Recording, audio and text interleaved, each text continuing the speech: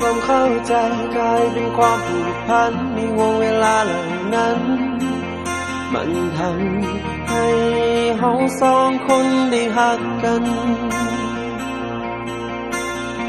ในวงเวลาที่ดีมันทำให้เราเป็นมิตรในวงเวลาเหล่านี้มันทำให้เราสนิท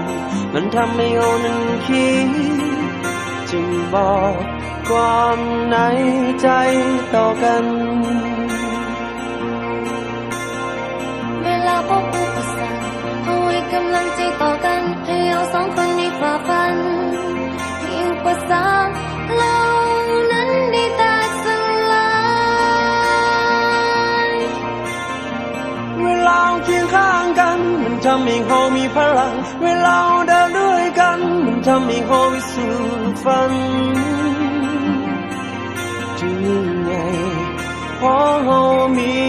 กัน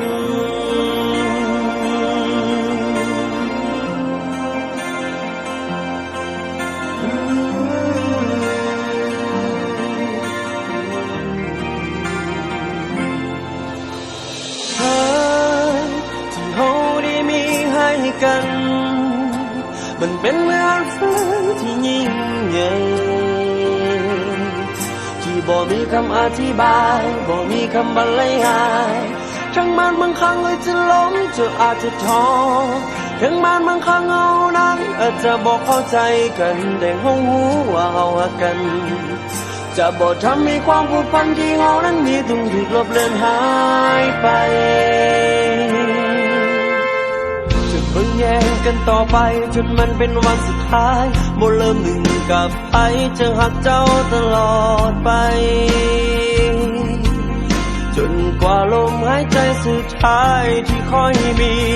จะมั่นคงต่อใจสื่อตรงกับเจ้าคนนี้ขอบความหักที่เรามีให้กันหมดชีวิตชีวี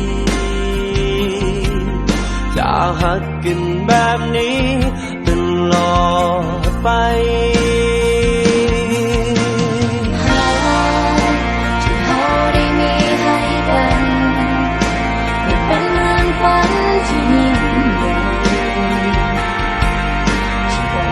อธิบายมีคำบรรยาย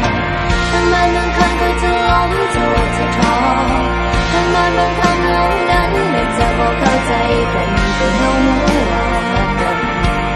จะบอกทำให้ความผูกพันที่เรานั้นมีต้องถูกลบเลือนหายไปที่เราได้มีให้กันมันเป็นเรื่องฝันที่ยิ่งใหญ่ที่บ่มีคำอธิบายบ่มีคำบรรยายทั้งมันบางครั้งเราจะล้มจะอาจจะท้อ